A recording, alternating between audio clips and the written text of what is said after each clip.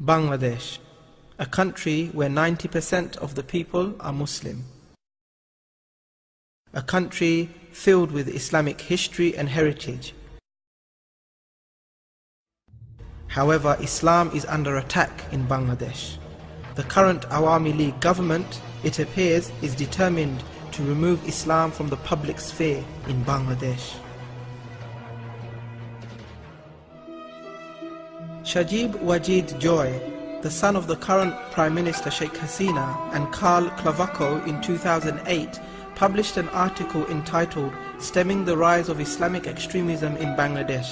This article appeared in the Harvard International Review, where they argued that in the last 5 years, the purchasing of burqa has risen by 500%. The Awami League government must come to power to stop the selling of burqa in Bangladesh.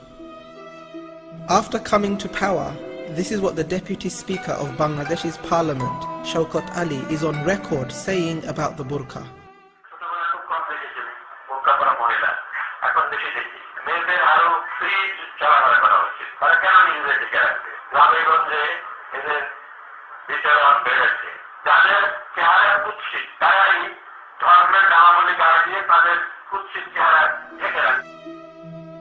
Such words from a senior government figure displays Awami League government's hatred against women who, out of modesty and a desire to please Allah subhanahu wa ta'ala, choose to wear the burqa.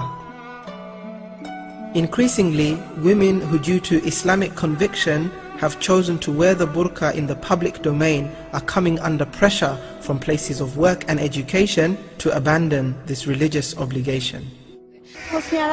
Ma'am, উনি বলছেন যে আমরা যদি nursing ভালোমতো করি, মানুষের সেবা করি, তাহলে আমাদের নামাজের দরকার হবে না। নামাজ কে দেখে, কিন্তু নার্সিং সবাই দেখবে। আমাদের শুধুমাত্র একটা নামাজ ঘর, সেখানে সকল মুসলিম মেয়েরা নামাজ পড়তে পারে, সেটার জন্যই ওদের এত সমস্যা, সেটাও বন্ধ করে দিতে।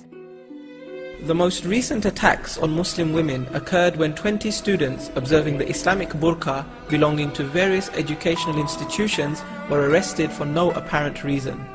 Police raided their offices and found copies of the Holy Quran, Islamic books, as well as other Islamic literature. However, the police falsely informed the media that their search uncovered terrorist literature and a plot to carry out a terrorist attack. The 20 women were taken to Ramna prison, where all 20 were forced into one prison cell.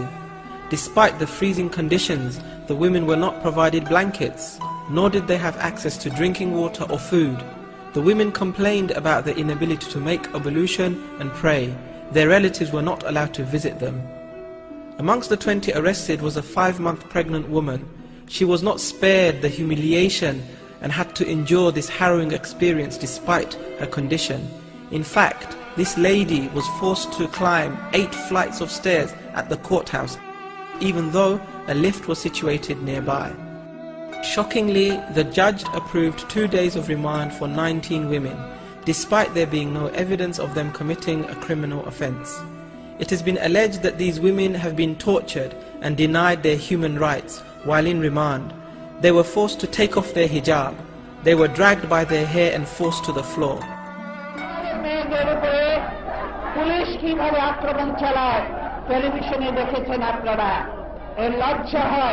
যে আমরা কোন দেশে বাস করছি। দেশের প্রধানমন্ত্রী মহিলা, অথচ এই মহিলাদের উপর কিভাবে নির্যাতন হয়। কয়েকদিন আগে দেখেছেন কতজন মহিলাকে ধরে নিয়ে গেল, প্রার্থনাশীল 16 জন মহিলাকে, প্রার্থনাশীল মহিলা, তাদেরকে ধরে নিয়ে গেল।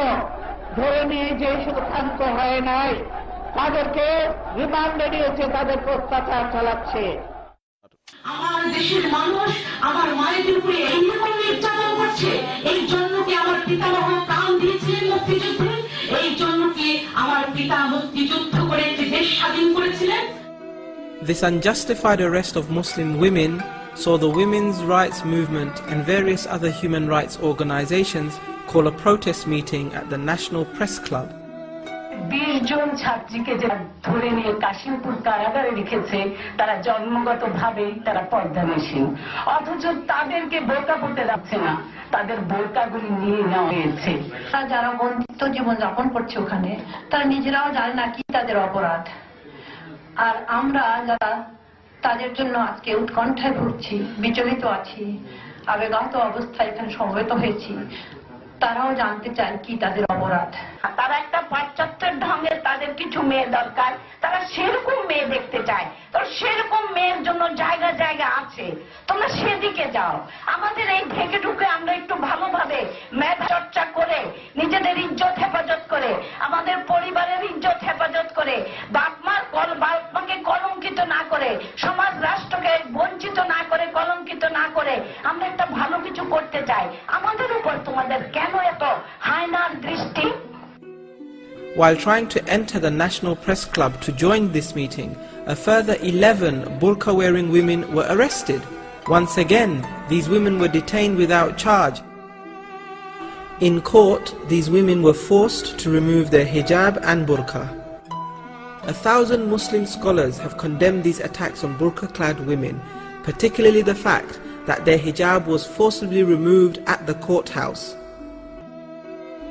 The National Fatwa Board said in a statement that forcibly removing the burqa from these women is like declaring war against Islam. Even in non-Muslim countries, this kind of treatment toward Muslim women is unheard of. Attacks on Muslim women observing burqa has revealed the hatred that the Awami League has for Islam. Their actions has been condemned by political, religious and community leaders across the country. The Awami government must stop attacking Muslim women who choose to wear the burqa. They must end their attack against Islam and Muslims. All those who love Bangladesh must rise in opposition to their current policies. May Allah subhanahu wa ta'ala remove oppression and injustice from our beloved country and enable its people to establish Islam in all aspects of their lives.